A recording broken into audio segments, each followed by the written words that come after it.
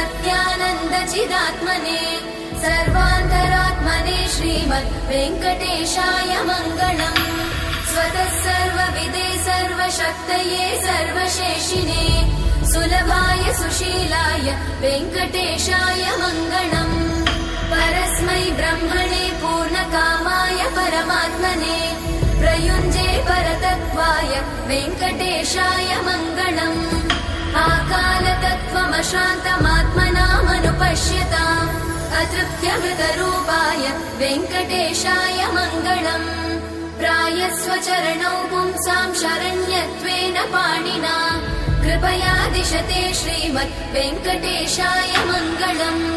दयामृततरङ्गिण्यास्तरङ्गैरिव शीतलै अपाङ्गैः सिञ्चते विश्वं वेङ्कटेशाय मङ्गलम्। स्रग्भूषाम्बर